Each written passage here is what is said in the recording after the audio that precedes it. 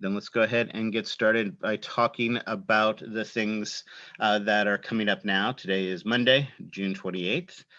This is our, I don't even know, I've lost track now, third week, something like that. 1, 2, seems right. I don't know, fourth week. It's all blurring together at this point. Fourth week, I think. Wow, the beginning of our fourth week. Wow, awesome. We are midway through our skeletal system, have a little bit left to finish up with that, and then your first exam is going to be Thursday. You do still have 2 more assignments that are going to be due. Your Unit 9 review is due Tuesday. I have made a decision that I was somewhat hesitant to make, but I think is going to be worthwhile. Normally, I don't, well, obviously when we're in the classroom, it's almost impossible to have exams. You turn in assignments in days when we're not in class. But I figure since we are on the interweb, I figure the best thing to do is to take advantage of the few advantages it offers us. And one of those is the opportunity to turn in assignments when we are not meeting in class. I don't normally like to have assignments due when we're not meeting in class, because when people aren't meeting in class, they tend to forget about these types of things. But my concern is we're not quite as far along with our bones and bone features as I would like to be. And obviously we're not going to have finished it today. So rather than having you turn it in tomorrow before we've had a chance to finish talking about all of our bone and bone features, I've decided to move the 30-point skeletal review to Wednesday. Now it is due Wednesday at 8 a.m. So what I would encourage you to do is as soon as you get it done, submit it so that you don't forget. Again, if a late assignment, and that means 8:03 Wednesday morning, loses 50% of the grade, and a 30-point skeletal review becomes a 15-point skeletal review, which is a lot of points. So don't wait till the last minute to submit this. As soon as you have it done, submit it. But I do want to give you the little bit of extra time so that you have Tuesday after class, especially for the lower part of the appendage. If there's things that you weren't clear about, this can help us going it over in the groups can hopefully help you to be successful to understand it, since it is being graded for correctness. So I do think that is important. The other reason I'm making it due at 8 a.m. on Wednesday morning is because when an assignment is due is also when the key will post. Oops. Obviously, I'm not going to have them graded and returned to you by Thursday when the exam is, but it is important to know this information and make sure that you got it correct. Anything that is worth 30 points and graded for correctness, do you think that those are things that are going to be emphasized on both the lab and the lecture exam? Absolutely. Yeah, absolutely. So having that key posted and available for you at 8 a.m. Wednesday morning gives you the day to look at it and to study it to make sure that you understand the things that you did right and the things that you did not wrong to help you to be successful on Thursday's exam. All right. So again, if you want to turn it in tomorrow so that you don't forget about it and you feel comfortable with it, then great. Do that. Turn it in now if you're done with it. But if you're struggling with it, then I think Tuesday's lecture can hopefully help, or really the lab when we're going over the bones and bone features. So I want to give those people who are struggling with it a little bit more time and a chance for us to finish going over with their groups. So that is why I'm doing this. Okay. So please, please remember to make sure that you turn it in on time. All right. Questions on any of that? Yes, Professor, I did have a question. So I've never had a professor that curved a grade or anything. How does that work? Or have you already done that? Or I have already done that.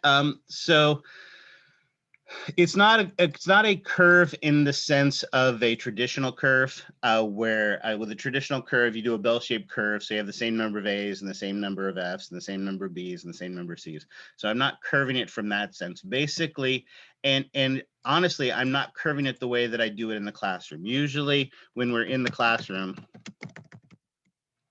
the way I curve it is I curve the exams to the highest grade.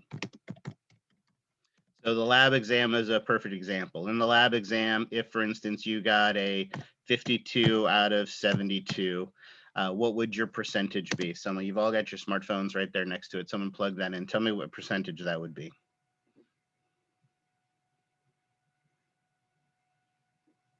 All right, come on, don't make me do it. 72.2%. What is it, 72.2? Yeah. Excellent. So that would be a 72.2% on the lab exam. But normally what I will do is whatever the top grade in the class, so say the top grade was a 65, then what I would do is I would curve it out of 65. Now, obviously, the person who got a 65 gets the 100% on it. But even you, if you got your 52, you get now 52 out of 65. And what's the percentage of that? 80%. 80%. Excellent.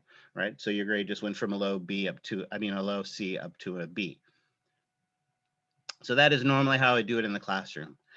I'm not able to, with Proctorio and the way it does things in that, I can't change the totals. So basically what I do is I figure out what the average would be if I curve to the top grade. And then based on that, there is a way, well, I can't change the total. There is a fudge points, which you'll see at the bottom of your exam. And so basically I add the points to everybody's score to basically bring it up to the curve that it would be. So in this case, it turned out both the lab and the lecture exam curved at 9 points. So both the lab and lecture, which is again a very generous curve. 9 points on the lecture exam is 9% of a curve, so that's pretty generous. And on a 72, 9 points is an even more generous curve. So that's how it worked out, which again shows you how poorly overall, even with the curve, the fact that people overall struggled. So yeah, so that is how that does. When you look at your exam, you'll see at the bottom of that, you'll see what you got right, what you got wrong, my comments, and at the bottom, it shows you what it calls the fudge points, and that's basically where I just add in the curves. All right, and it's already added in and included, so your current grade in the class as it shows on Canvas is what I show your current grade to be in my official grade book. So again, I check that before I release them to make sure that everything is correct. Great question. Any others? And I should point out my grade book is always open if you want to see exactly how I did the curve, what your raw score was, why I curved it the way it is. I'm happy to show that information to you. So you're always welcome to see that as well. All right. Any other questions? All righty. Then let's dive into lecture.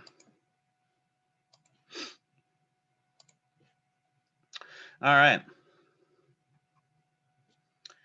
We have been talking about all of the fun and interesting physiological things that we can do with bones. We've made bones, we have grown bones, we have maintained our bones, and we've even talked about the role that bones play in our homeostasis of calcium. So as we talked about at the end of the last class, the only thing we have left to deal with for bone physiology is our major homeostatic imbalance, and that is dealing with fractures or breaks to the bone. When we talk about fractures, and here's the pretty picture from your textbook, fractures are primarily classified in one of two ways. So these are general classifications. Let's go ahead and write that to remind ourselves. And the general classifications of fractures are either closed or open, or what are also called simple and compound. And what is the difference between a simple and a compound fracture? Simple would just be like a crack, and then the compound would be like a complete breaking. Not a bad guess, but no, these are general classifications. So we want to be something, it's going to be something even more basic than that. Maybe if the simple and compound makes it more confusing, I think maybe sometimes referring to them as closed and opened might be more helpful. What do you think the difference between a closed and an open fracture is? Are you talking about like? No, go ahead, Emily. Whether or not the skin has broken. Yeah, exactly. With a closed fracture, the bone stays within the skin. With an open, or what we call a compound fracture, you can actually see the bone. So the bone is penetrating out through the surface of the skin. So typically, when we talk about fractures, these are the two general classifications. As we talked about, that is a pretty generic classification. So luckily, there are lots of different specific classifications for these as well. So maybe we should throw that word on there as well. There are lots of specific classifications for fractures. And here we see, like I said, lots of examples of those. Let's take a look at one of the most obvious ones, the basic ones, and that is a transverse fracture. With a transverse fracture, and let's cheat and go to our whiteboard. And rather than even drawing a dino bone, I will just draw the diaphysis of our dino bone. A transverse fracture is, of course, a fracture that goes across the longitudinal axis, right? All bones, long bones in particular, have a longitudinal axis to it, and a transverse fracture is one that goes across it. Right. Now, one of the things is that transverse fractures, and many of the other types as well, can be displaced. What does it mean if the fracture is displaced?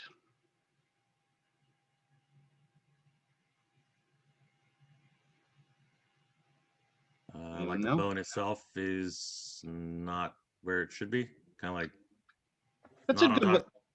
that's a good way to describe it. I like that. Absolutely. What happens with a displaced fracture is that basically when the bone breaks, it becomes misaligned. So the two ends don't line up anymore. Right. Now, a small displacement can still be a closed fracture, but in most cases, when you have that open fracture, for it to penetrate through the skin, it obviously is severely displaced. So when we're talking about different types of fractures, we can have those transverse, and transverse are actually one of the more common ones that can be displaced, but some of these other types of fractures can be displaced as well. Here we see a great example of a displaced fracture that's not a transverse fracture and stuff like that as well. So that's a basic one. Let's talk about a different specific classification, and that is comminuted. Notice with a comminuted fracture, instead of just having the one bone that is broken into two pieces, basically what happens with a comminuted fracture is the bone is broken into 3 or more pieces. This is where you get more of a shattering of the bone. Now, is this a common type of fracture to occur, for instance, in infants? No, who's more likely to have their bones shatter like this? Grandma. older. Yeah, elderly individuals, absolutely. Poor grandma, like we talked about, when she rolls off that changing table, right? She doesn't just break her hip, she shatters it. With those bones, remember, one of the things we talked about, the flexibility and the give of the bone comes from those collagen fibers. They give it that flexibility, they give it that give. But as we know, the collagen fibers are where we deposit our bone matrix. So as we age, we end up getting less and less collagen fibers and more crystal in it. And so what typically happens is the bones get more rigid, more hard. And then as we also talked, as we age, on top of that, you then have a decrease in bone density, because remember, our rate of resorption is going to be happening faster than our rate of deposition. And so you get these more fragile, weaker, less flexible bones. So this type of shattering type of injury is much more common in someone who is more elderly. Now, of course, right, when I refuse to take the garbage out for the umpteenth time and my wife takes a sledgehammer to my femur, right, is it possible to fracture a young bone? Sure, absolutely. But like I said, it is obviously more common in elderly individuals.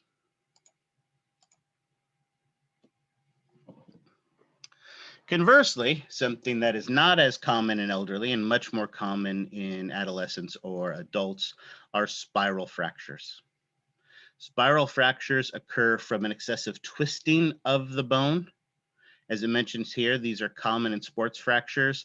You are running across a field playing soccer and you step in a gopher hole. And as you step in your gopher hole, you get that sharp twisting of your foot that can cause this type of a spiral fracture. And again, with my limited drawing skills, I'm not even going to attempt to draw this on my little dino bone, but you get this twisting of the bone, this spiraling fracture that occurs. And notice this is another one that can commonly be displaced when this occurs. This sometimes happens with adolescents. Little Jimmy is bouncing on the couch and starts to fall towards the glass coffee table. So mom grabs to pull him away from that. And as she twists his arm, you can get that kind of a spiral fracture to the humerus or something along those lines, or at least that's what you tell Child Protective Services. All right, those types of twisting forces can cause these types of spiraling fractures.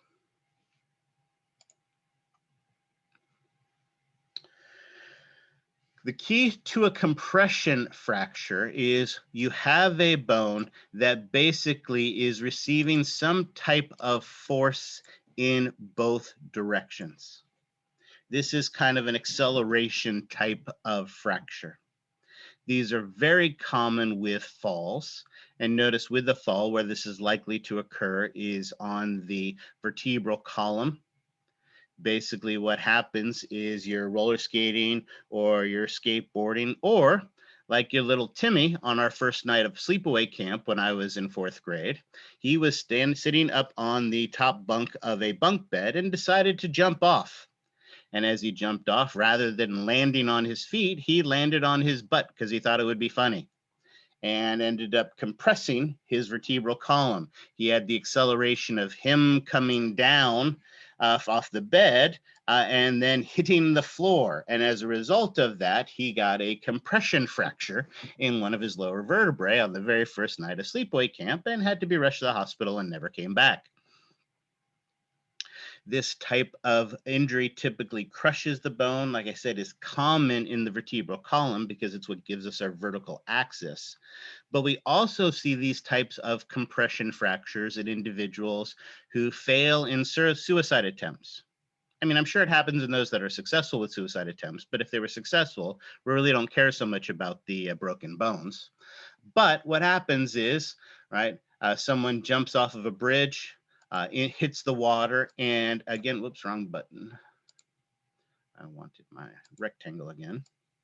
As they hit the water, you have the acceleration of the downward from the jumping off the bridge and then hitting that concrete like water from the surface. And so often they will get compression fractures within the long bones of their leg. So you can see in the tibia or in the femur, you can see these types of compressions from them basically hitting the water feet first during that failed suicide attempt.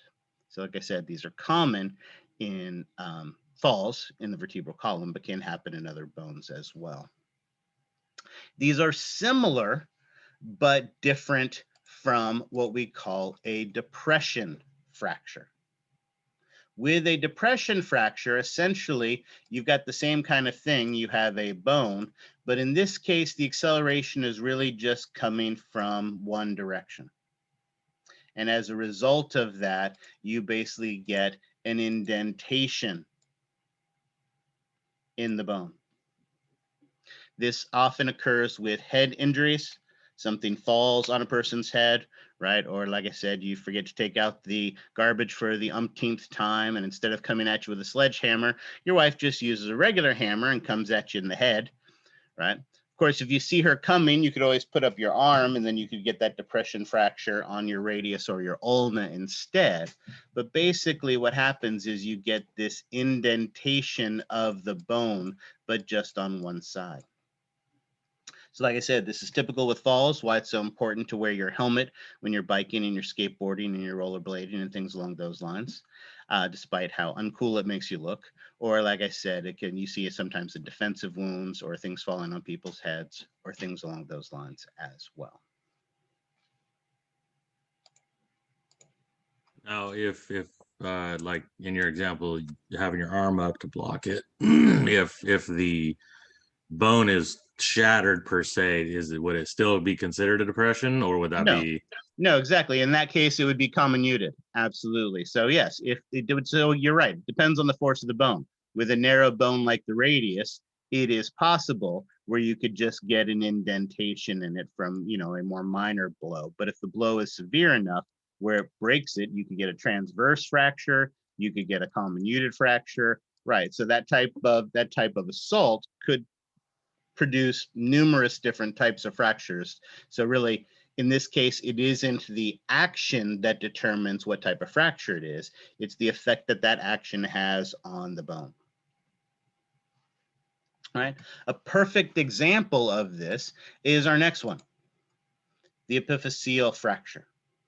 All right. This is a case where essentially you have a transverse fracture of the bone. But the key to this transverse fracture is where and who it is occurring in. Because essentially, if you think about it, in that immature bone, we know in that growing adolescent, there is that chunk of hyaline cartilage that is the epiphyseal plate. And while hyaline cartilage is indeed a solid matrix connective tissue, like bone, it's also made up of collagen fibers and glucosamine and hyaluronic acid and things along those lines. And it's not made of the calcium crystal hydroxyapatite crystals that bone is. So it is a weak point of a growing bone.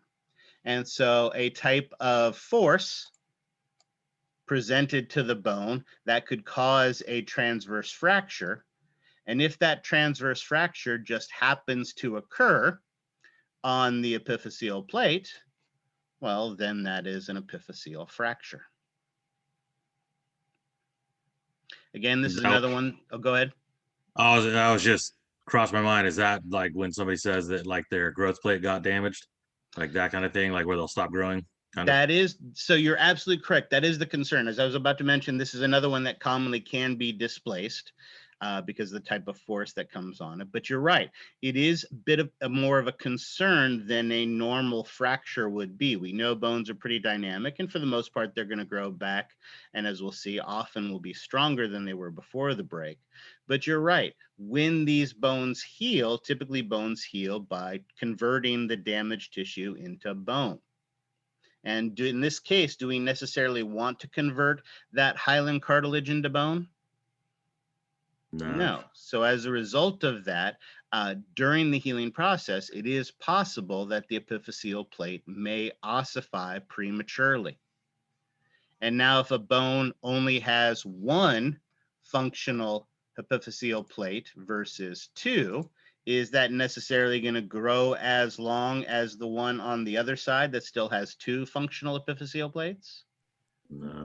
No, and depending on when this occurs in an individual's life, right, you could be wearing custom-made shirts for the rest of your life, right? And while, again, having different lengths to your cuffs can be inconvenient, it's even more serious if it happens to a leg bone.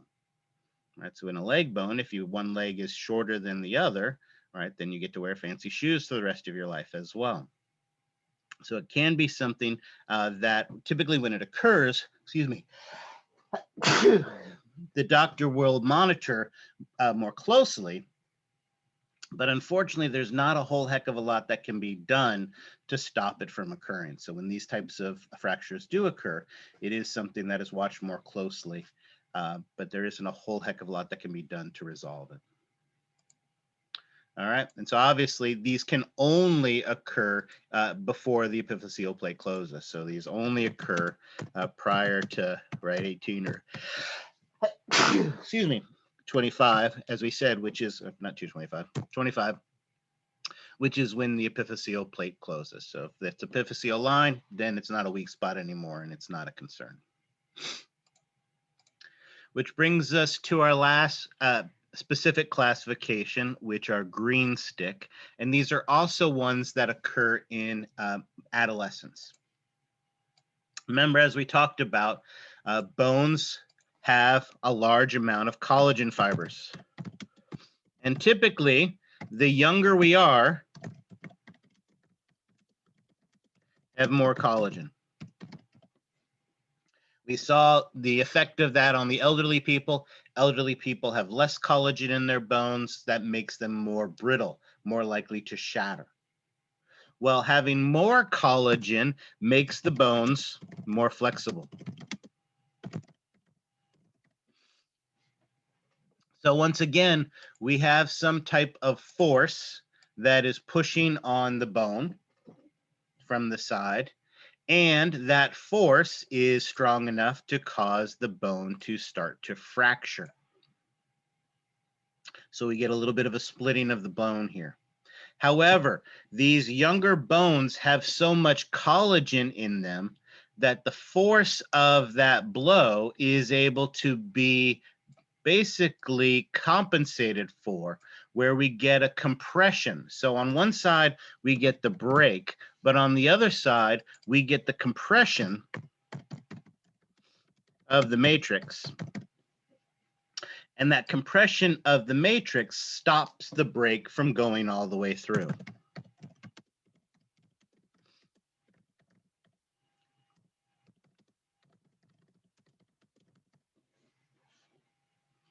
So what you end up getting is just a partial break of the bone, just thanks to the bone's flexibility. And often you will get some shredding of the bone as well where it breaks. Notice this is called a green stick because now that it's summer, it's still a little getting cool at night, but you might want to go camping or even sitting at the backyard by your fire pit, and you want to make s'mores. And if you're out camping and you want to make s'mores, do you go to that brand new sapling tree and try to snap off one of its branches to be able to use that to make your roast your marshmallows? No. What happens when you grab and try to break that sapling's branch off? Does it just snap right off easy as can be? No. No, it bends and it twists. And as you continue to bend and twist it, you do get this shredding of that young sapling as a result of that. And that's exactly where it gets its name, is from that kind of green stick. And that's essentially what happens here with our adolescent bones. Again, this is most common in children because of that larger amount of collagen in the bones. All right. So we have now talked about our two general classifications.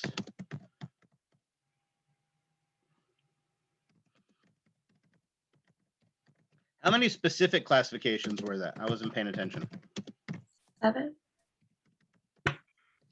Excellent.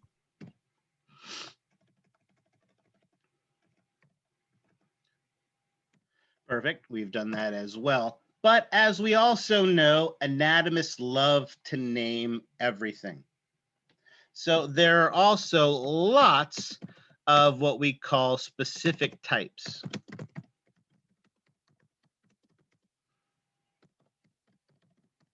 Now, I could rattle off a whole list of these, but I'll just give you two of these specific or special types of breaks. Again, anatomists love to name everything, but let's go with the two that your book has pointed out. The first is an example of what is called a Callus fracture. Now, this is a specific type of break, so typically with specific types, it is both a typical, let me say it this way, it is both a specific injury in a specific location. So what happens with a Callus fracture is you're roller skating, you're rollerblading, or like my daughter, when she was in middle school, she was at a school fundraiser where they were doing one of those fun runs, and she was standing at the front because she absolutely loves to run, but she also really loves talking to her friends. So her and her best friend were standing there at the very front of the line, yammering, talking to each other, having a good old time when the principal said, "Go." And everybody started running except her. So what did she do? She got knocked over. You put your hands out to catch yourself as you're falling. And that's what happens when you try to catch yourself when you're falling. You get a transverse fracture near the distal epiphysis of the radius. It can include the ulna, and that's a key with the Callus, is that it definitely involves the radius. It may involve the ulna. Hers did. Oops, why did that not write?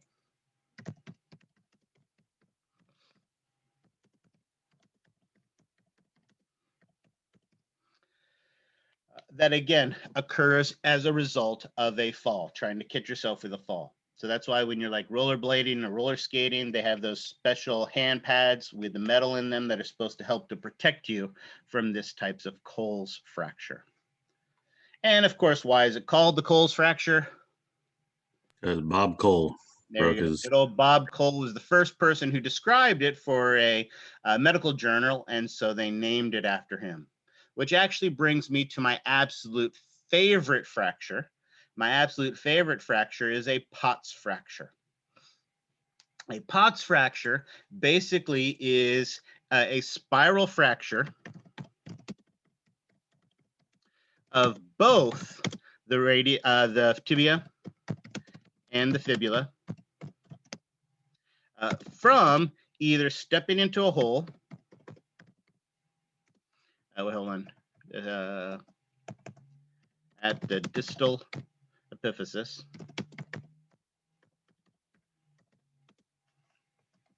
From either stepping into a hole, oops, a nice hole, or off a curb. And that's actually what happened. Good old Bob Potts was walking down a street talking with a friend. And as he was talking to a friend, he wasn't paying attention to where he was stepping.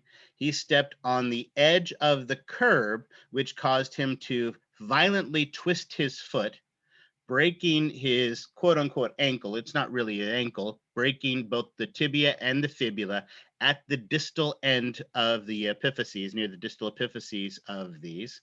And while he laid there in pain, he thought, hey, this would be great to write up for a medical journal. And so that's what he did. And so they named it after him. So he injured himself and instantly thought, hey, I should write this up for a medical journal. They did, and they stamped his name on it. All right. Like I said, there are dozens and dozens more of these specific types or special breaks that are given fancy names, usually after some putts who wrote up about it. But again, this gives you a couple examples of those. All right. Questions on that? Now, clearly, in looking at this, we can see that not all fractures, not all breaks of the bone are the same. So clearly, with these not all being the same, they're all not necessarily going to heal the same way. But they will still use the same type of general processes. So the easiest thing for us to do is to take the most simple of these, a transverse fracture, and using that example, describe how a bone would heal from that injury. And so that's what we're going to do. Now that we've broken all the bones, what we need to do is to repair them. So let's do that. And like we usually do these physiological processes, let's do it twice. We'll do it once on the board. And then once we do it on the board, for this one, you should just watch and think and listen and think about what it is. And then we'll go through it with all the pretty pictures and all the pretty words later. All right, here is a typical bone. We know that typical bone, long bone, diaphysis, has some spongy bone along the center, bone marrow in the middle. And of course, we can't forget our periosteum on the outer surface.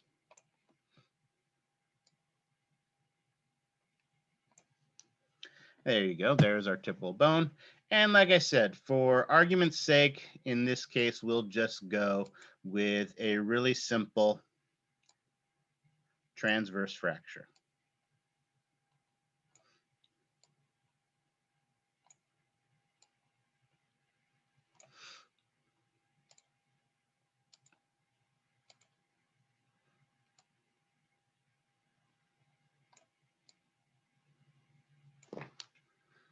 All right.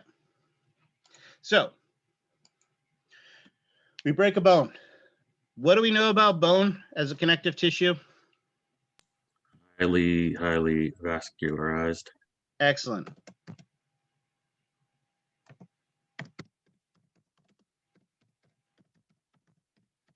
And that means there's a lot of blood vessels. When we break the bone, do we just break the bone and all the blood vessels are intact? No. So our blood vessels rupture. And when those blood vessels rupture, what's going to end up happening is we're going to fill this area with a big, huge swelling of blood.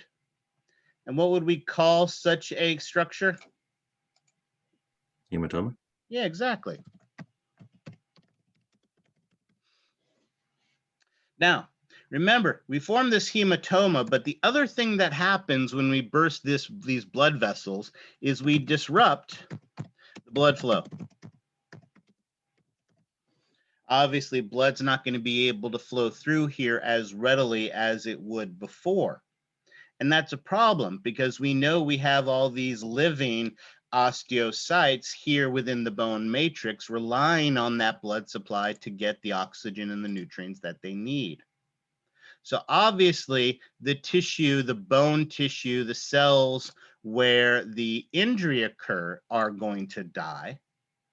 But actually non-damaged tissue can also die as a result of this disruption of the blood flow. So this disruption of the blood flow will actually cause bone tissue in other regions to die as well.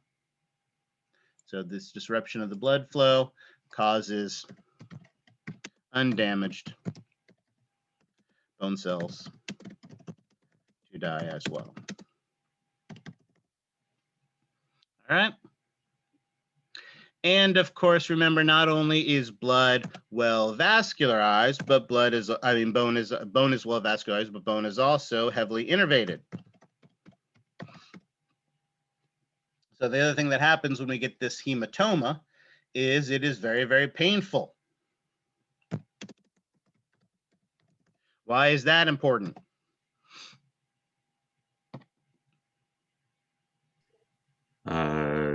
For sending signals to send like oxytocin to help relieve pain and also to start the process of mending it. Absolutely. The damaged tissue is going to send out both electrical and chemical signals, which will stimulate the healing process to begin. But why else is it important that it's painful? If you're out jogging, You know it's a break. Yeah, well, if you're out jogging 5 miles and you break your leg 1 mile in, are you going to continue the rest of the 4 miles? No, because it hurts like heck. And so when it hurts like heck, that's the body's way of telling you, hey, this is injured. A, stop using it, and B, protect it so that it can heal. So being painful helps us to know that we're injured, so we're not going to go finish our rest of our 5-mile run. Absolutely. Excellent, excellent, excellent. All right, so that is step one. We have that hematoma formation that occurs as a result of this injury. And as you mentioned, the connective tissue, the damaged tissue, the electrical signals are going to stimulate cells to divide. Now, where might we have some very, very useful pluripotent stem cells that might help us to heal this process and help us to repair this bone? The periosteum. Periosteum. Yeah, in the periosteum, we're going to have mesenchymal cells. Excellent. So here in the in the periosteum,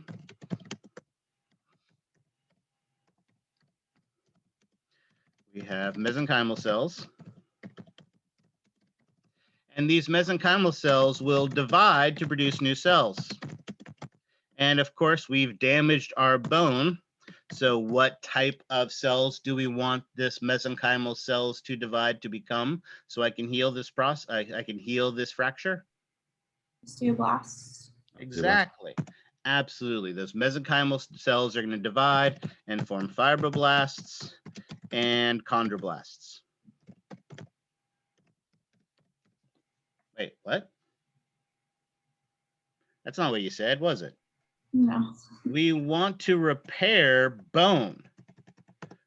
So shouldn't we make osteoblasts?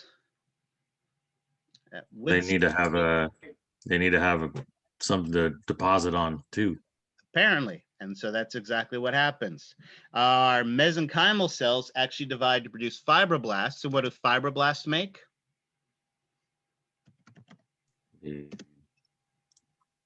Fibers. Yeah, they make The fiber- fibers. There you go. It's not a trick question. Fibroblasts make fibers, and in this case, collagen fibers. And chondroblasts make what? Cartilage. collagen. They make cartilage. So what ends up happening in this space is we end up filling this space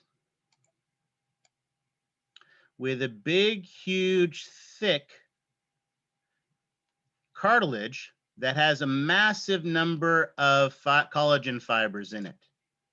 Right? We've talked about something like that before. Let's cheat and do this so it stands out a little bit more.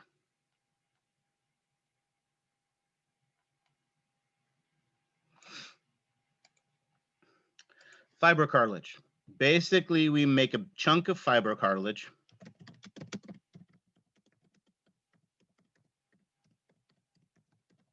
that fills the injured space. And because anatomists love to name everything, we call this the fibrocartilaginous cap.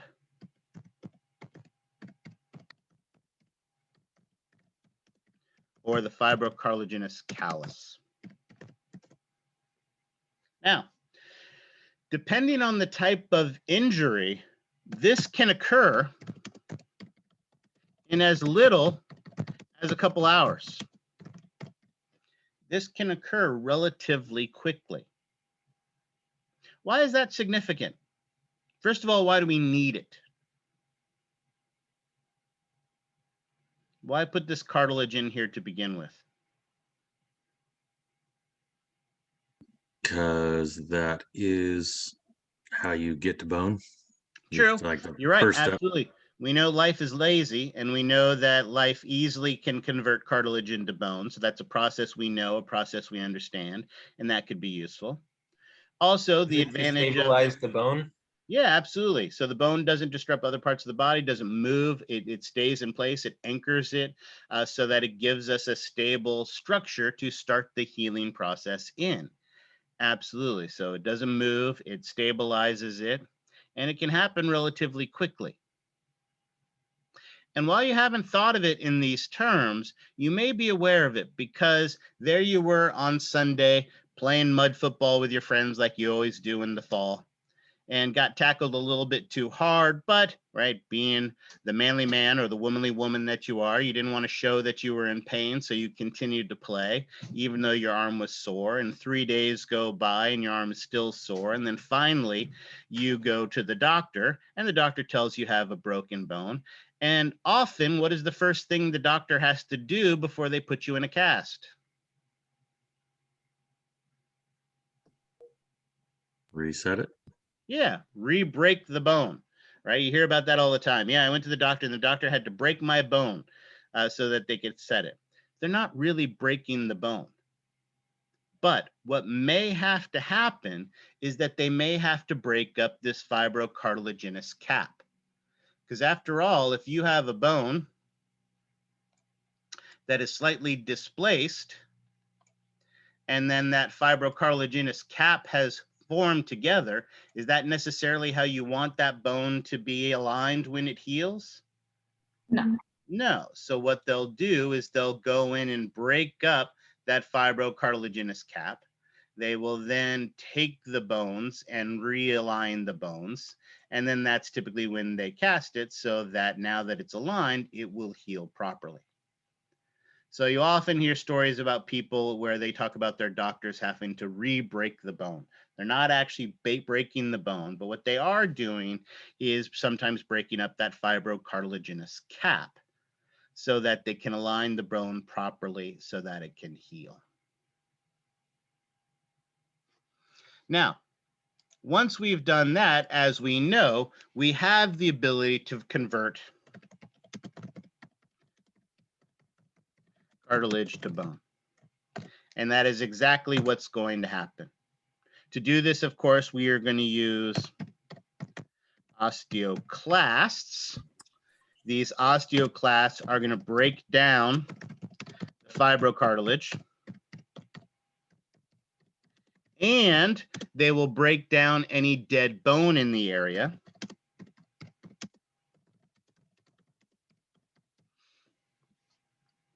So with that fibrocartilage, pardon me, with those osteoclasts, they will start to break down the fibrocartilage, break down any dead and damaged bone in the area. And of course, as the osteoclasts clear out that space, then our osteoblasts will make bone in the area. Now, is this going to necessarily make perfectly aligned compact bone? No. No, it is going to fill the area with spongy bone.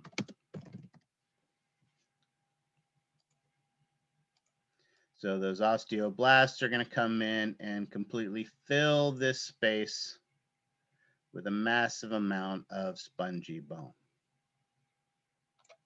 And this big chunk of spongy bone that fills the area is, not surprisingly, what we call the bony callus,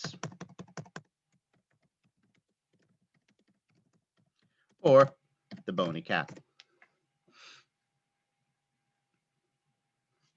At this point, typically the cast comes off because our bone is totally healed, looks exactly like it did before, and we're all done with the process? No. So then why take the cast off now if it's not fully healed? Put stress on it. Exactly. As we know, stress on bones, and again, let's be careful, moderate stress on bones is important for the healing process.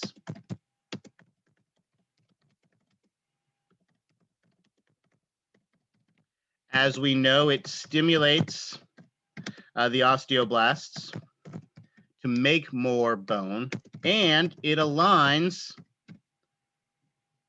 the osteons.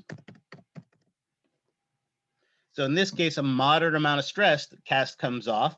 And as soon as that cast comes off, should you be running those 5 miles again like you were before?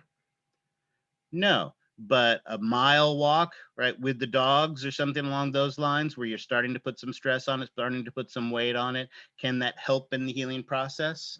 Absolutely, which leads us to our fourth step in the process.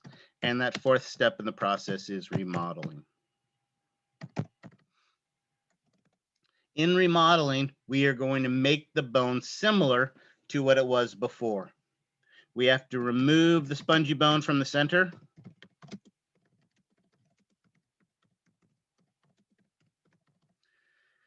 From the medullary cavity. So we got to get in here and hollow back out that medullary cavity so that we can fill it with bone marrow again.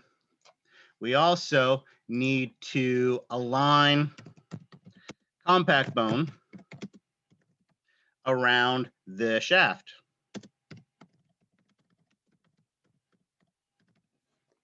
So we're going to take that compact bone and align it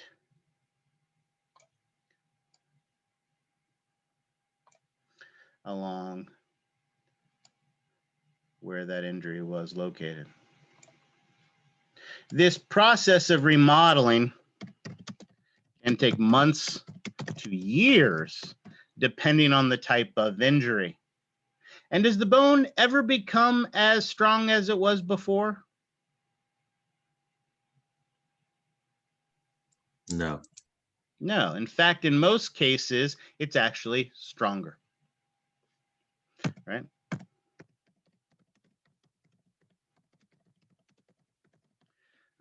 In fact, a bone, especially with a simple fracture like a transverse fracture, right? Now, when we're talking about like the compression fractures or things like that, yes, those are much harder for them to heal normally. But especially with a transverse or a spiral fracture, often they are much stronger than they were before. This bone heals entirely once you look at the bone from the outer surface, it's almost impossible to tell it's been broken. And the only way you can tell it has been broken is in an X-ray. And when you look at a bone, at an X-ray of a bone that has been broken, often what you see is that the compact bone in the diaphysis is thicker in that region. So the medullary cavity is more narrow in that region with more compact bone on the inside. And so with the X-ray, you can see that old fracture, and it actually makes the bone stronger, makes it actually more likely to break in a different location than where it was broken the first time. All right, now again, a little bit of an oversimplification. Different types of fractures may not heal stronger, but a common transverse fracture almost always heals stronger than it was before. All right, questions on that? Can you take an image of this and put it on canvas, please? Sure, I can do that. Oh, sorry, hit clear, not save. There we go, did that. All right, and I can do that, but remember also, you got the great pictures from your textbook that do an even better job of showing this than mine does. So here we see that repair process. Again, it starts with the breaking of the bone and the bursting of those blood vessels, causing that hematoma to form in the area. Remember, obviously the bone that has been broken has been damaged, but remember, we will also, because of the disruption of blood flow, other areas of the bone can become damaged and die as well. The area becomes swollen and painful, making you aware that it's been injured so that you protect it and you don't use it.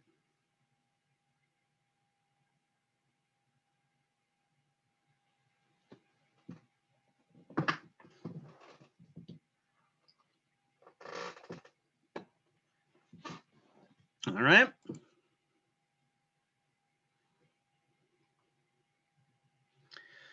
Now that the hematoma has formed, the chemical signals from the damaged tissue, chemical signals from the blood are going to stimulate these mesenchymal cells. And the mesenchymal cells are going to divide. And what kind of new cells are they going to produce? Fibroblasts. And chondroblasts. There you go, exactly. Right, our periosteum becomes active, not forming what we'd expect them to do in the forming of bone, but instead, fibroblasts and chondroblasts make collagen fibers and cartilage, making a big, huge fibrocartilaginous callus, or like I said, what we also call the fibrocartilaginous cap. This stabilizes the bone, anchors the bone in place, doesn't allow the bone to move around, and sets a framework where we can heal the bone from this part. However, as we also talked about, if the bone's not properly aligned when this callus forms, then we often need to break up that callus so that the bone can be aligned properly before the healing begins.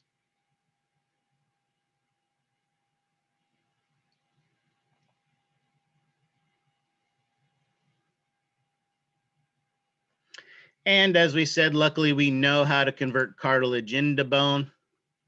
We are going to use osteoblasts to replace the cartilage, osteoclasts to remove the dead and damaged bone and the fibrocartilage.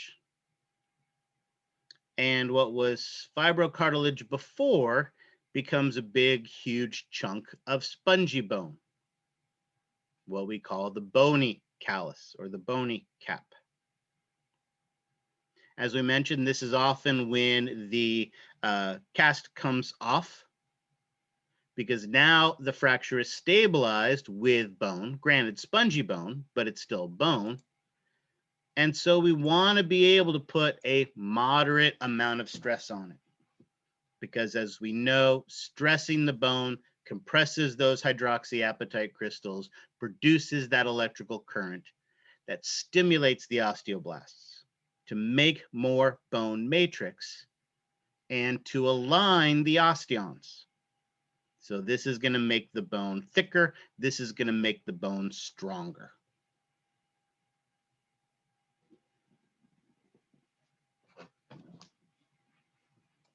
And that process of making the bone thicker and stronger is the process we call remodeling.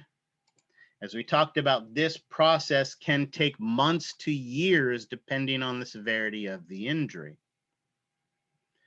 But typically, at the end of this, we get a thicker, larger amount of compact bone in the region. And so typically, the bone is actually stronger in that spot than it was before, making the bone much more likely to break in a different location than the previous location. Now, again, like we said, sky is blue. This is not always the case, but frequently, this is what occurs.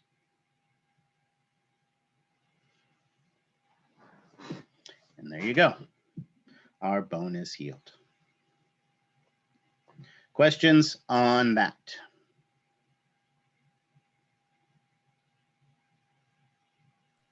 Yeah, I had a question. Yeah.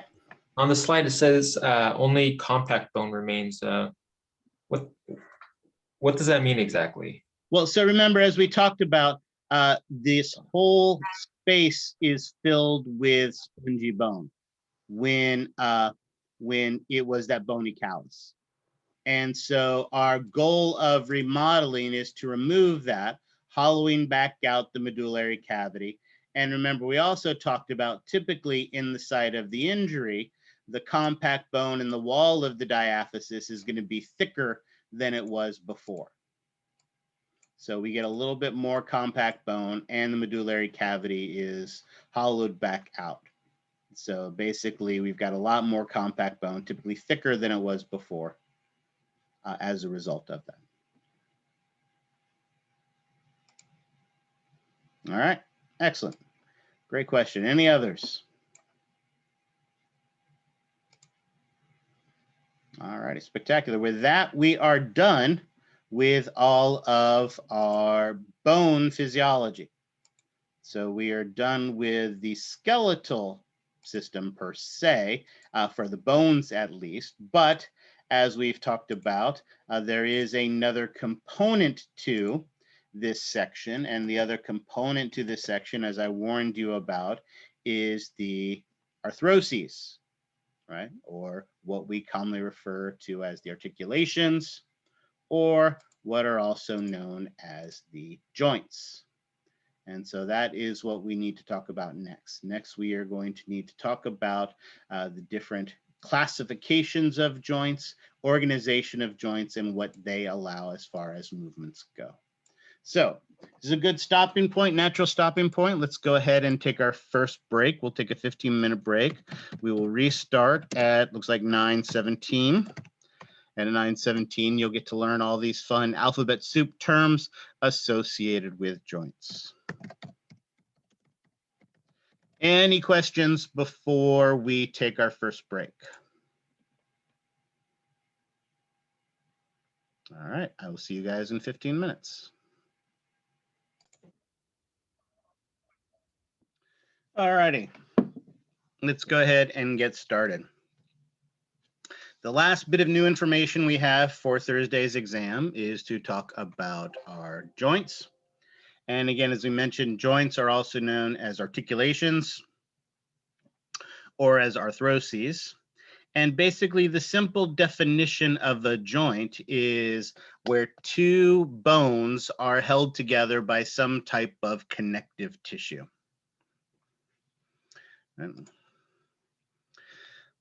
What are the functions of joints?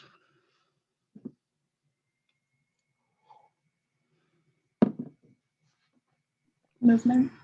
Move And around. absolutely, they give flexibility of movement while also holding our bones together into our skeleton, right? We're spending all this time learning about the individual bones, but remember the point is also to put these bones together into a fully functional skeleton that also allows movements. Excellent, perfect. Of course, the study of joints is the field of arthrology, and the study of the movement of the movement of the body that the joints allow is, of course, the field of kinesiology.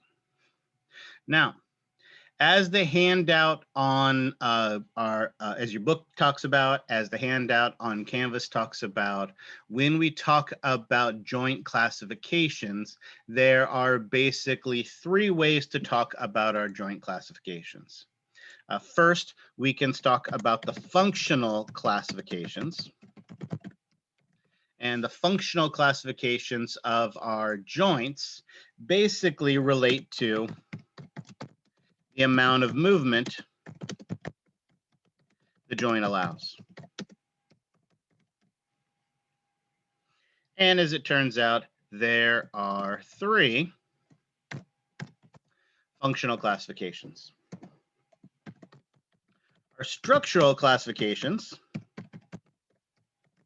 as the name would seem to indicate, revolves how the joints are made, or more specifically,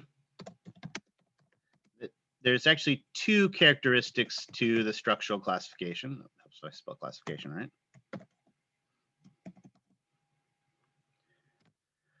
And they are the type of connective tissue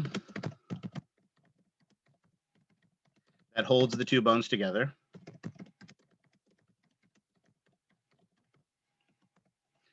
and the second possible characteristic is whether or not a joint cavity is present. So either it has a joint cavity or it does not have a joint cavity. And there are 4 structural classifications. And of course, if we've learned anything in this class, we know that there is definitely a relationship between structure and function. So is there a relationship between the structural classifications and the functional classifications of our joints? Yes. Yes.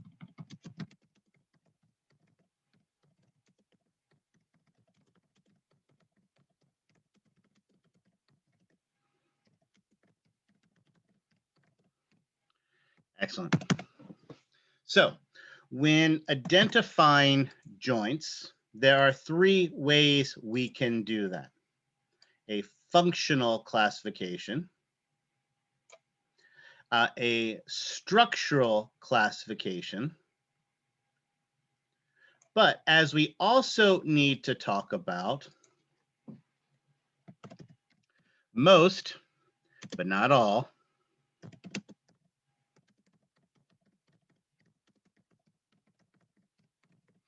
most of our structural classifications have what we call specific types of joints. And so as we go through all of our structural classifications, we will also need to be able to identify, oops, hold on. Oh, well, that works. That doesn't work. Specific types of joints. So on the exam, I may point at a joint of the body, and I could ask one of these 3 questions. Identify the functional classification, and how many possible correct answers could there be for that? 1. Yeah, 3. I could ask you to identify the structural classification of the joint, and how many possible right answers are there for that? 4. 4. Or I could point at the joint and ask you for the specific type. So it is going to be important to be able to organize this information. Your textbook does a nice job of doing this. That lab handout does a nice job of doing this, but let's go ahead and do this ourselves as well on a clear piece of whiteboard.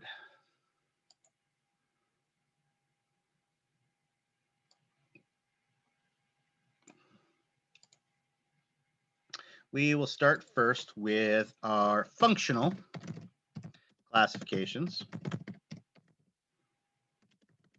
of our joints. And how many of those did we say there were?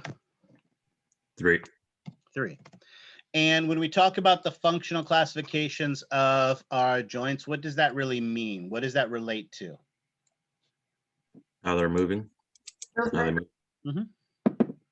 Exactly. This relates to the amount of movement they allow. Excellent. The first functional classification is what is known as a synarthrosis. Now, again, arthrosis is a fancy word for joint. So syn is the prefix for that. So any idea how much movement a synarthrosis allows between the bones? None. Exactly. With a synarthrosis, this type of joint allows no movement. Where did we talk about we had joints that didn't allow any movement?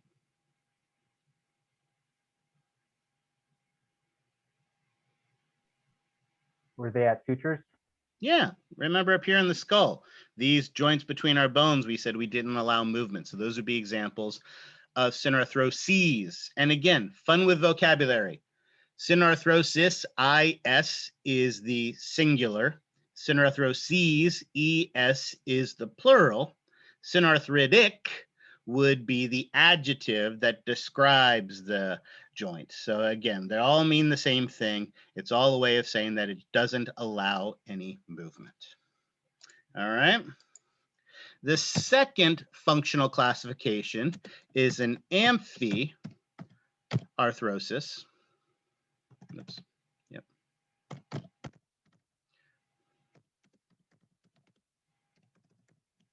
Now, when I say amphi, what does that make you think of? Amphibious. Amphibious or amphibians. And what's special about amphibians? They can live in the water or on land.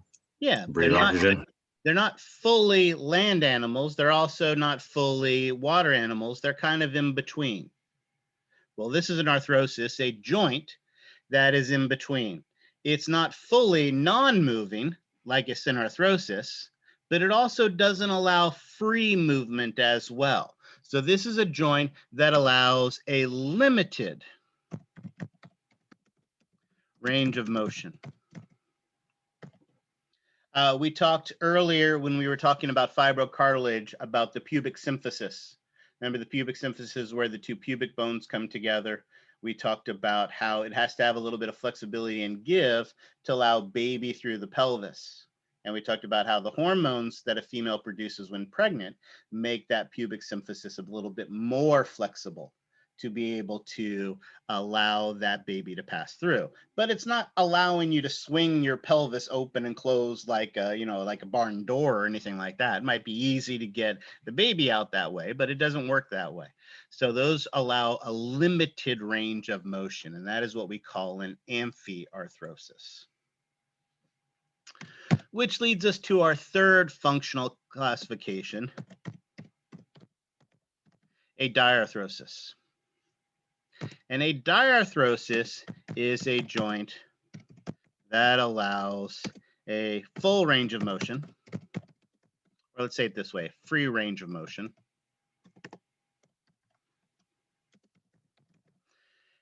However, we do have to put an asterisk here, and that asterisk comes in the form of that it can be limited by the axis of movement.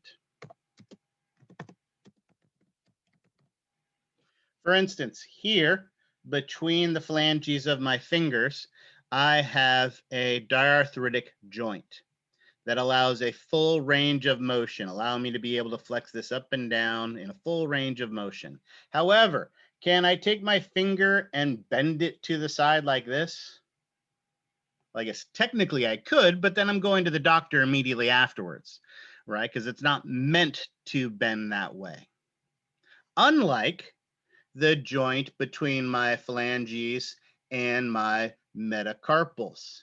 Notice those also have a free range of motion up and down, but they also have a free range of motion left and right.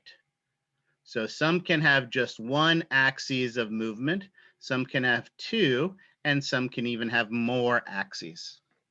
So a diarthritic joint does allow a free range of motion, but it doesn't mean that it can just go any old place. It can be and often is limited by the axis of movement. So there you go. Just that simply, we have identified and described our 3 functional classifications for our joints. Questions on that?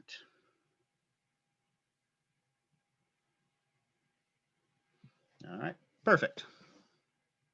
So if we are comfortable with that, then let's move over here and talk about the structural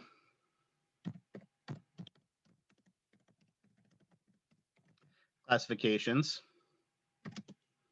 of joints. And someone remind me again how many of those we have?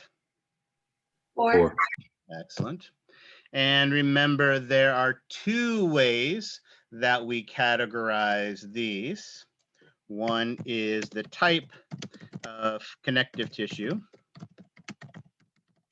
that holds the bones together. And 2, whether or not there is a joint cavity present. So those are the 2 categories that we are going to use to identify our structural classifications. Now, let's go ahead and start with the first. The first is what is called a synostosis. Now remember, this is identified by the type of connective tissue that holds it together and whether or not there's a joint cavity. I will tell you right off the bat, with a synostosis, there is no joint cavity. What type of connective tissue do you think holds the 2 bones together with a synostosis?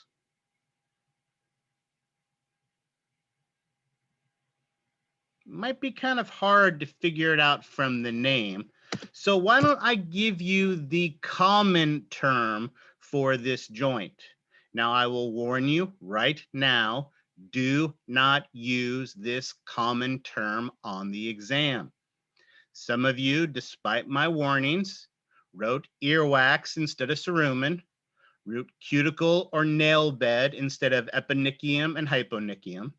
And you did get partial credit for those on the exam, but you will not get partial credit for this one. Do not use this term. The only reason I'm giving you this term is because it will hopefully help you figure out what connective tissue holds the bones together. These joints are sometimes referred to as bony joints. And now that I've said that, what type of connective tissue do you think holds together the 2 bones with a synostosis? Osseous tissue. Yeah, by bone connective tissue. Or again, if it's easier to remember because we want to distinguish bone organ from bone connective tissue, you could say osseous connective tissue. Excellent. So you have 2 bones held together by a little bit of bone connective tissue. Now, as we have also talked about, there is clearly a relationship between functional classifications and structural classifications. If you have 2 bones that are being held together by bone connective tissue, what do you think the functional classification of that type of joint might be? Arthrosis. There you go. So this is the kind of thing that you can call grandma up on the phone after class to say, hey, guess what, grandma? Synarthroses are synarthritic. And she'll be very impressed and she'll send you $5 in the mail. But basically all you've told her is that 2 bones that are held together by bone connective tissue don't move. Fun with vocabulary. All right. The good news is it gets a little easier from here. Our second structural classification are fibrous joints. Right. Once again, with a fibrous joint, there is no joint cavity. And with a fibrous joint, the two bones are held together by what? Fibrous connective Fibrous tissue. connective tissue. By some type of fibrous connective tissue. There you go. See how easy that is?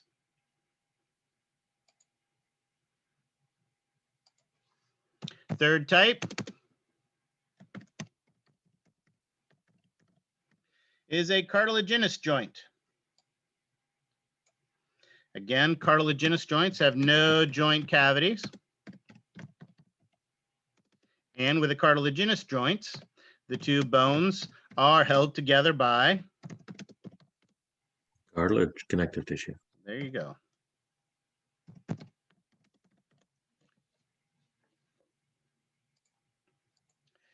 And our fourth structural classification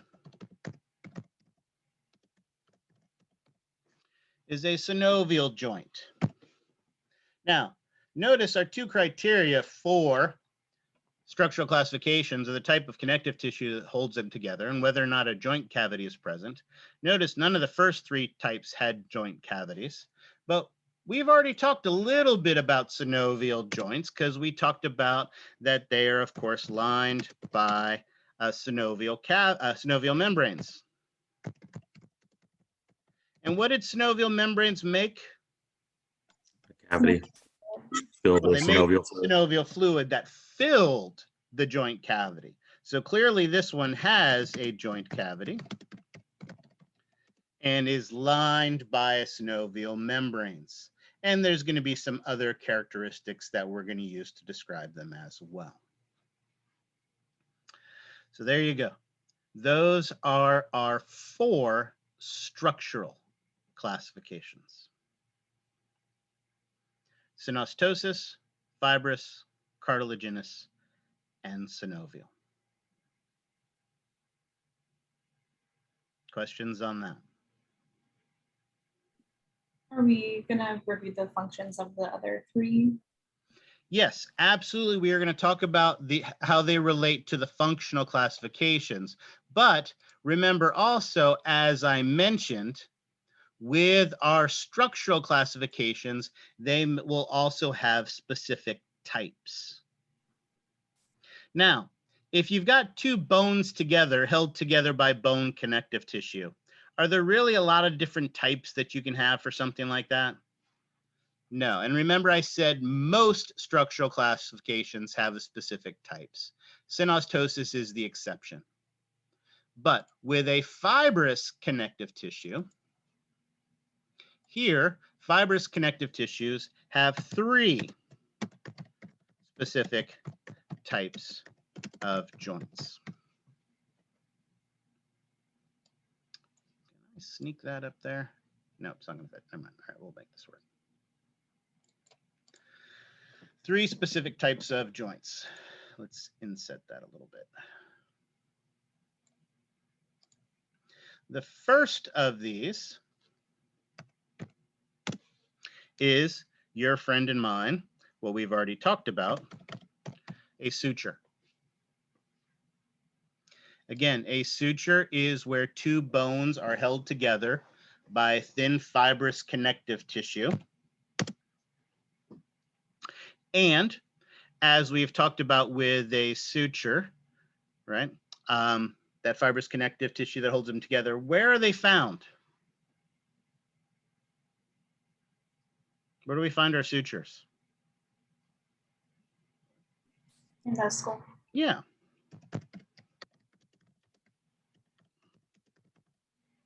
So sutures are located in the skull only, holding those two bones together. And what, to answer your question now, is the functional classification of a suture? Arthrosis. There you go.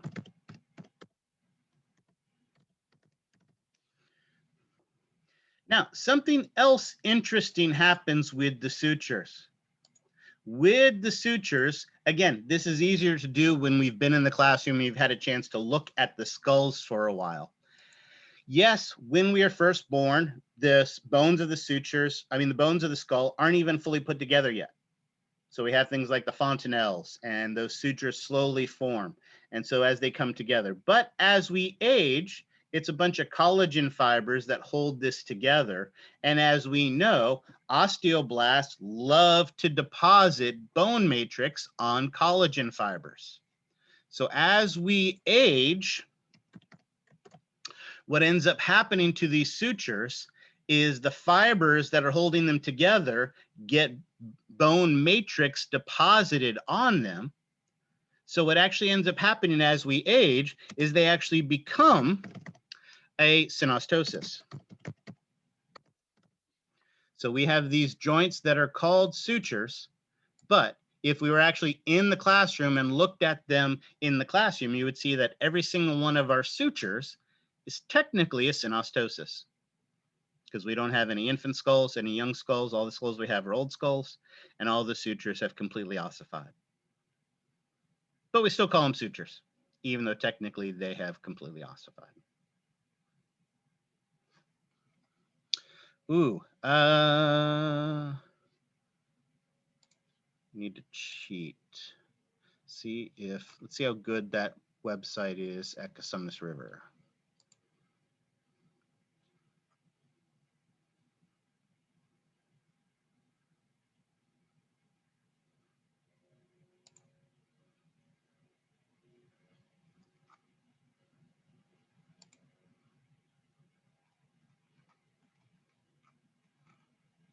Not what I wanted.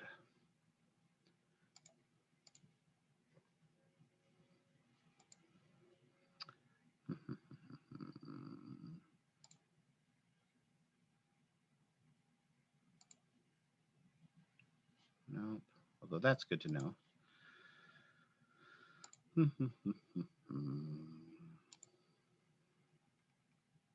Good. All right. Where do I have it? Let me see if I can find it this way.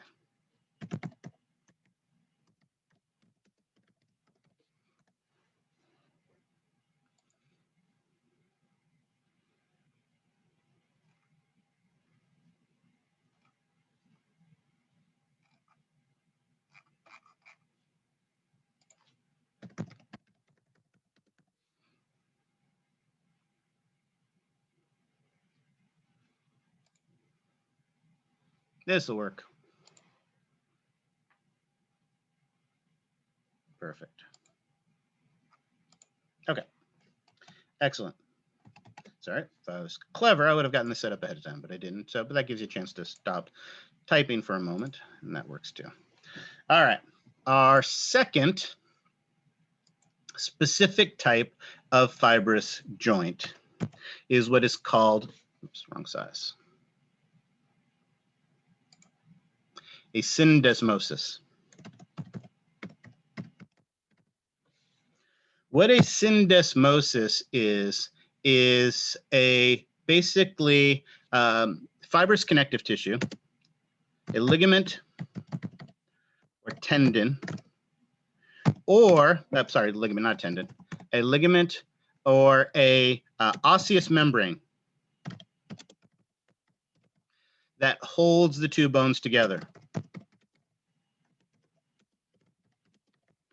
We'll look at the pretty picture in your textbook that shows this in just a minute.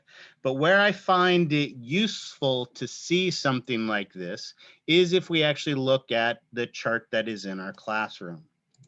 Here is a picture of the chart. We can see the skeleton that is here. And what I want to do in particular is look down here where our radius and ulna come together. Notice here we see some examples of some ligaments that help to stabilize it, and that would be a decent example. Are you guys able to see this up close view? Are you seeing this? Yeah. Okay, excellent. Notice we have the two bones here that are the radius and the ulna.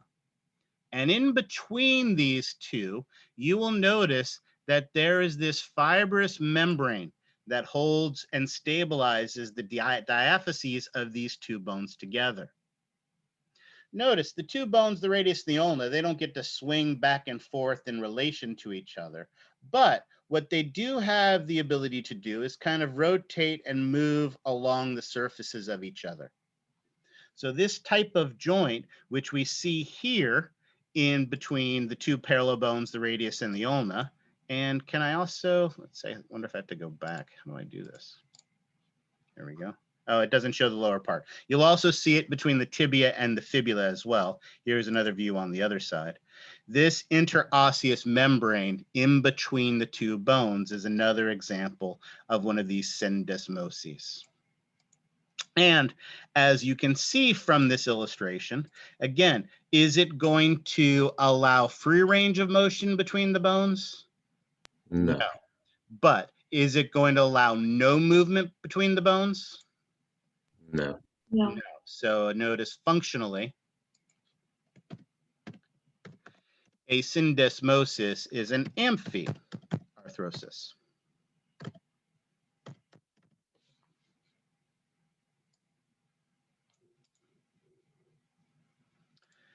And that brings us to our third specific type of fibrous joint. And it is by far my favoriteest one to say.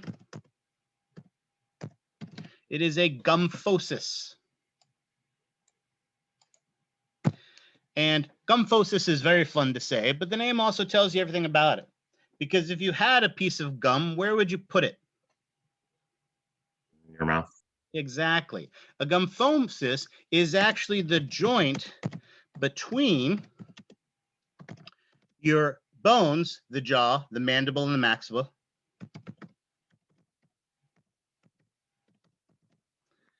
and the bone-like structures, the teeth. Notice I did say bone-like structures. We learned the 80 bones of the axial skeleton. And were the teeth a part of that? No. No. Teeth have those same hydroxyapatite crystals on the enamel, but remember, they don't have the collagen fiber. And at the center, they're actually made of this special material called dentin that is actually more similar to like the calcified cartilage that we've seen and talked about a couple of times. So teeth are not bones, but they're bone-like enough that to form the joint between the tooth and the joint cavity, the little alveoli in the mandible and the maxilla, we have a small fibrous connective tissue. And I know I'm doing this all with words here. We do have the pretty pictures from the textbook that I will show you guys all of these. But we have a fibrous membrane that actually holds the tooth in place. And that joint between the jaw and the tooth is called a gymphosis. And how much should your teeth wiggle around inside of your jaw? None. So what would the functional classification of a gymphosis be? Synarthrosis. Arthrosis. Excellent. There you go. Questions on those?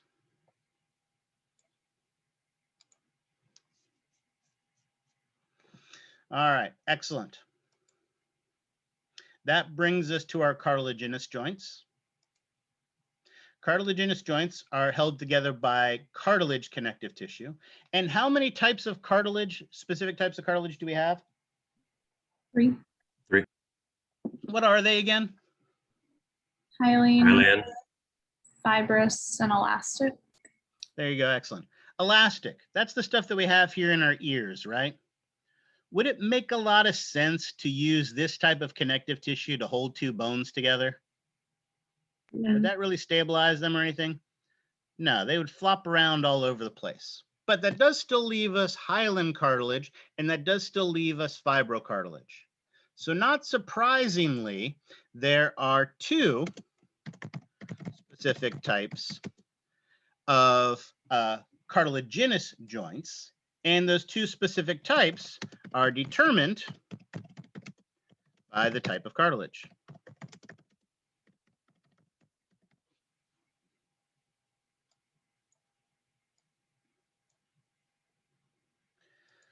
The first is a synchondrosis. Again, this is where I mentioned a lot of the alphabet soup, a lot of the vocabulary is what makes these joints challenging. The information itself isn't that challenging. A synchondrosis is basically just two joints that are held together by hyaline cartilage. So a synchondrosis uses hyaline cartilage. Now, synchondroses use hyaline cartilage to hold bones together. One of the classic examples is in our first rib and our manubrium. We talked about ribs in the last class. We talked about how there's typical ribs and atypical ribs.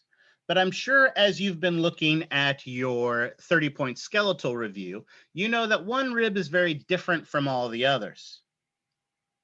Well, what is the point of our ribs? Someone describe me again what the function of our ribs are. Structure, protection. Structure To and create protection. that I'm sorry, what was the last thoracic one? cavity. To create the thoracic cavity for your organs. Excellent. And absolutely, it positively does that and is vitally important. But again, a big tube of bone would also form that cavity, would also provide that protection. So there's one other important thing that our ribs allow us to do. What makes the world go round? Air, the expansion. Pressure. Pressure is what makes the world go round. I'm sure I've told you that already in this class. If I haven't, shame on me. But yes, absolutely, right? Some people think it's money. Some people think it's love. Pressure is what makes the world go round. And as was mentioned, right, when our ribs actually kind of work kind of like a handle of a pail, if you think about it. They have the ability to swing up and down. And as they swing up, that increases the space in our thoracic cavity. And when volume goes up, pressure goes down. And when pressure goes down, air moves in. When we lower the ribs, volume goes down, pressure goes up, and the air moves out. So that ability to change the shape of our ribs changes the shape of the thoracic cavity, moves air in and out of our lungs. But just like that handle of a bucket, you need a pivot point. And that's what the first rib does. That first rib locks in place with hyaline cartilage. And if you've got a pivot point like that, do you want that pivot point to move? No. Now, conceptually, this could be a little hard to understand. So let's take it back to something else we understand. How about the epiphyseal plate? The epiphyseal plate is hyaline cartilage that holds the head of a bone to the diaphysis of the bone. Well, you could argue that's a joint. You have hyaline cartilage holding two bones together. So that would be an example of a synchondrosis. And how much should your head of your bone wobble around on top of that diaphysis? None. None. So not surprisingly, the functional classification of a synchondrosis is a Synarthrosis. excellent. Lastly, the second one, oops, blue, is one we've already talked about. A symphysis. A symphysis is a joint that uses fibrocartilage to form the joint between. One of the interesting things about these symphyses is we've already talked about the pubic symphysis that allows some flexibility of movement. But remember also we talked about the bones of the vertebrae are held together by little chunks of fibrocartilage as well. Those joints between the vertebrae are symphyses as well. So notice all of our symphyses are all found on the midline of the body.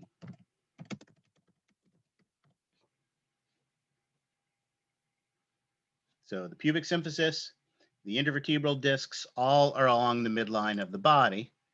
And as we've already mentioned a couple times, what is the functional classification of a symphysis? Yeah, for your arthrosis. There you go.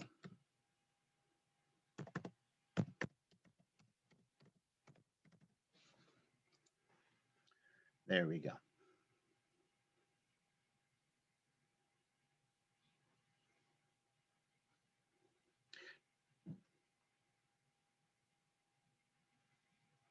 And let's go back and add one more small little piece.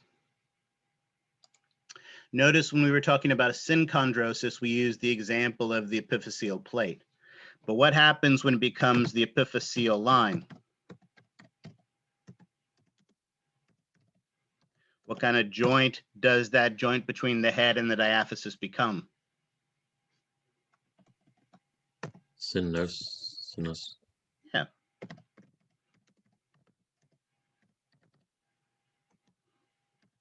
Excellent.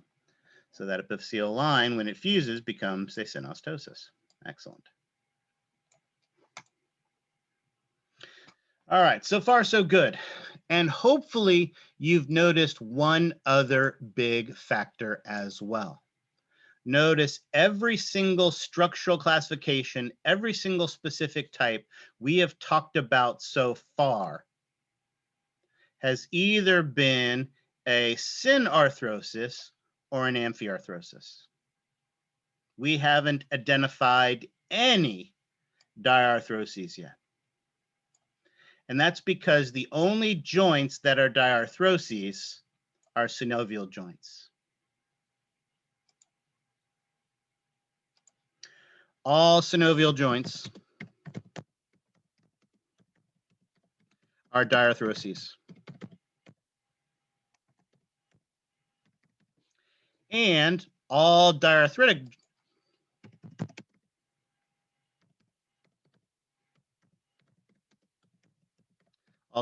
joints are synovial.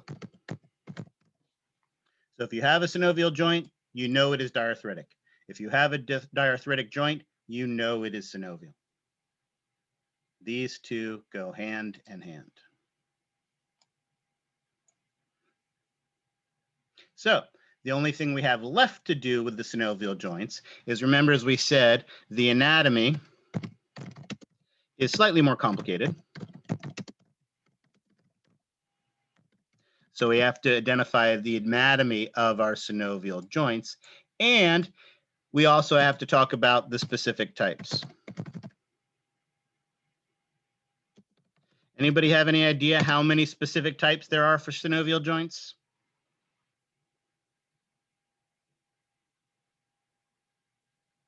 And peeked ahead at the material. She didn't look at the handout. There you go. 6, bingo.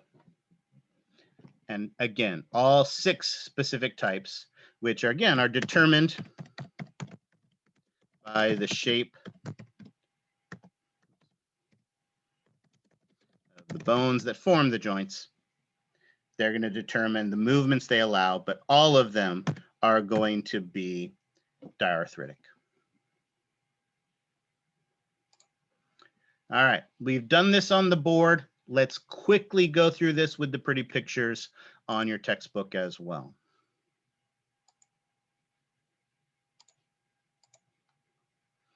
As I mentioned, our functional classifications are determined by the amount of movement they allow the bone. Synarthrosis allows how much movement? 0. Amphiarthrosis allows how much movement? Limited. Yeah, some limited range of motion. And a diarthrosis allows a free range of motion, limited by axes. And for structural classifications, we determine the structural classifications by whether or not there is a joint cavity and the type of connective tissue.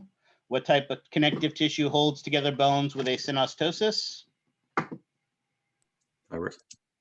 Nope, synostosis is, Sutures. yeah, bone connective tissue, Bone osseous connective tissue, excellent. What kind of connective tissue holds fibrous joints together? Connective tissue. Fibrous connective. Yeah, fibrous connective tissue, cartilaginous, cartilage, and synovial has the cavity, has the membrane. Like I said, we have to talk more about that one. We'll get to those. But let's look at our others. Now that we know the structural classifications, we can talk about the specific types. We'll start with our fibrous joints. Again, they lack a synovial cavity. They have some type of fibrous connective tissue and will either allow little or no movement. Starting first here with our suture, only found in the skull, typically very undulating joints, fibrous connective tissue that holds them together, just that little linear structure. And of course, with that type of structure, as we mentioned, it is a synarthritic joint. But as we also talked about, these fibers can ossify, and when they ossify, it becomes a synostosis, even though we'll still call them sutures. Here we see an example of that ligament type of syndesmosis at the distal end of the radius and the ulna. But remember also with this, there can be that interosseous membrane between the two parallel bones that hold them together. So I mentioned the same thing is found here between the radius and the ulna. I mean, pardon me, between the tibia and the fibula, like we saw between the radius and the ulna. These, of course, allow limited movement, so they're amphiarthroses. And then, like I said, my favorite one to say, the gumphosis. Notice here with the gumphosis, we have the pocket or the alveolus of the bone. In this case, it would be the mandible because it's the lower jaw. Notice we also have the bone-like structure, that is the tooth. We'll worry about the anatomy of the tooth when we get to the digestive system, so we don't have to worry about it now. But we know it's not a bone, but it is a bone-like structure. And if you look closely at this illustration, you can see that there's this fibrous connective tissue structure that holds them together. It is actually what is called the periodontal ligament.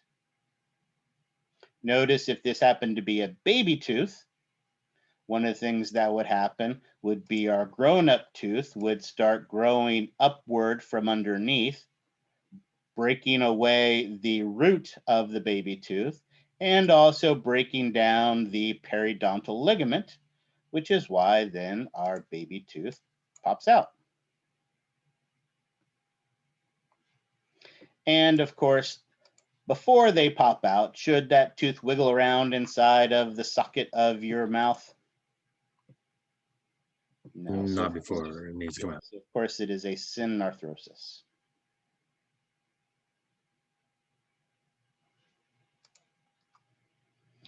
Here we see examples of cartilaginous joints. Again, no cavity, held together by two of the three cartilages. Elastic cartilage would be silly. That would, wouldn't provide any structure, flop all over the place. That would be a bad thing. So either hyaline or fibrocartilage. Here we see the ones formed with hyaline cartilage, what we call a synchondrosis. Right. We've already talked about the growth plate. That's an easy example. And then we also talked about that first joint, that special joint between that special first rib and the manubrium, forming the pivot point for our rib cage. And of course, those are synarthroses. Epiphyseal plate, when it ossifies, would become a synostosis. And here we see the pubic symphysis, and remember also the intervertebral discs of our vertebral column would all be examples of symphyses, where we have fibrocartilage. And notice they're all located just along the midline of the body. And they allow a limited range of motion.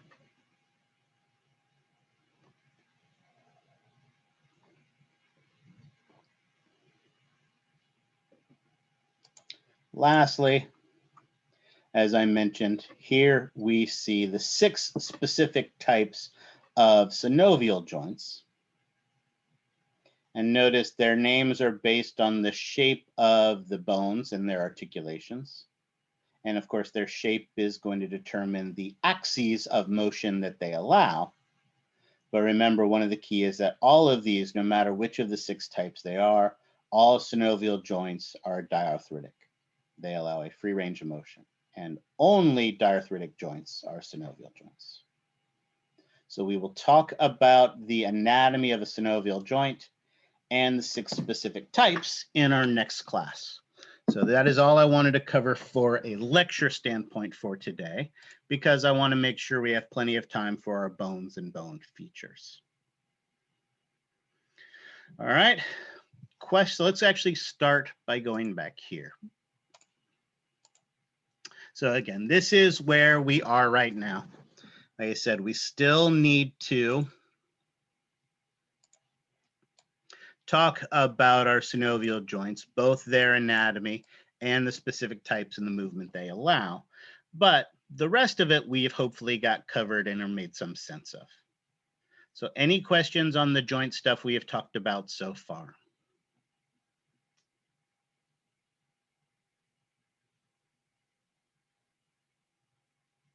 All right, excellent.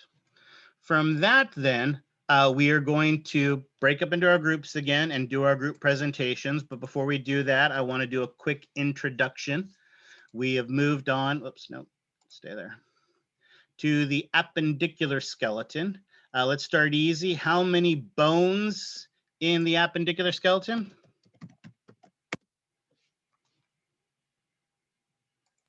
$126. There you go. How did you know that? Because you counted them all? 206 minus 80. There you go, exactly. We knew there were 80 in the axial, 206 name bones. So there are 126 bones in the appendicular skeleton. And the awesome thing about them is that they're all paired. Right? These are all paired bones, which means really you're only learning 63 new bones. So that is a cool thing. You only really have 63 new bones you need to learn. However, for all of them, we do need to be able to distinguish right versus left, because that absolutely matters. So hopefully our groups, as they're presenting today, will help us to be able to distinguish right versus left. And remember, in our axial skeleton, there were 3 main structures that we formed: skull, vertebral column, bony thorax.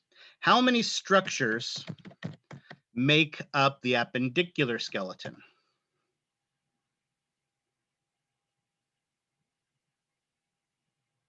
3. Close. 4. Sorry, 4. There you go. There are 4 structures. And again, we are talking per side. Because again, for the most part, we can just talk about one side of these. Those 4 structures are, of course, the easy ones, the upper limb and the lower limb. What does that leave us with? Pelvic girdle. Exactly, leaves us with the girdles. Girdles, by definition, are basically structures that attach the limb to the axial skeleton. And so we have 2 girdles. And which one was the one you mentioned? Pelvic.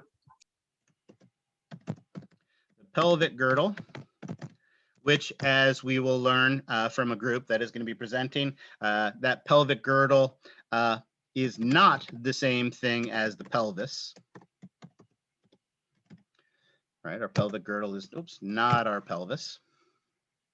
It's something different. But it attaches the lower limb to our axial skeleton. And what's the other one? Shoulder blades. I don't know what it's. Pectoral. And you're right, our pectoral girdle is what attaches our upper arm to our axial skeleton. And here we have a pretty picture that shows these axial and, the axial and the appendicular skeleton. And I think I have one more. Here we go. From the back view, go ahead and clear that. We can see those 4 structures. We can see there's our pectoral girdle. Here's our pelvic girdle. And of course, the upper limb and lower limb. Our goal today is going to be to try to get through everything associated with the upper and then the lower. And again, these are paired structures, so we're just going to focus on one side. When we focus on that one side, right, how many bones make up the pectoral girdle? There you go. Samuel's got it, 2. Anyone know what they are? Scapula Clavicle. and the clavicle. There you go. It is the clavicle and the scapula. Right? Again, notice their job is to attach the upper limb to the axial skeleton. And you'll also notice that only occurs here. This right here, the attachment of the clavicle to the manubrium, is the only bony attachment of the arm and the shoulder girdle or the pectoral girdle to the axial skeleton. Yes, there's ligaments, tendons, right, muscles, skin helping to hold that all in place, but this is the only bony attachment. Has anyone ever broken their clavicle or seen someone break their clavicle before? Yeah. Did it happen to you, Brian, or you saw it happen on someone else? I saw it happen to somebody else. Thankfully, Right. I've never broken a bone. Excellent. And what did it look like when it occurred? Like kind of caved in, like they're. Yeah, exactly. This bony attachment in the clavicle basically is what gives us our vertical axis. So when they break that, basically the whole shoulder, basically the whole arm collapses inward. All right. Notice the advantage of this is massive range of motion. We have massive range of motion at our arms, but structurally it's not very sound, right? How long can you stand for? Long time. Yeah, pretty much ever, right? Hours, maybe days if you really had to. How long can you hold yourself in a planking position? All right. I'm not even asking you to do push-ups. I'm not asking you to hold up all your weight. All I'm asking you is to hold yourself in a planking position. How long can you do that for? Anyone ever planked before? Couple minutes. Yeah, a couple minutes. That's pretty high. Most people can't even do it that long, right? So again, big difference between a couple minutes and hours. And the big difference, right, is the structural soundness of this. So absolutely, we have this structure specialized for dexterity, specialized for movement, not specialized for structure, for strength. Excellent. Then we get to the limb. How many bones in the upper portion of the limb? One, What is it? the humerus, There you go. How many bones in the lower part of the limb? Two. What are they?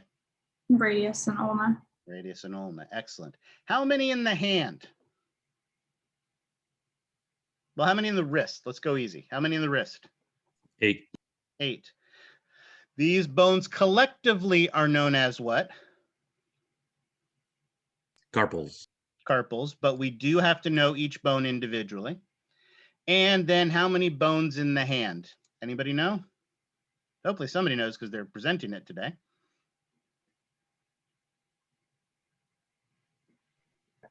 is it 28?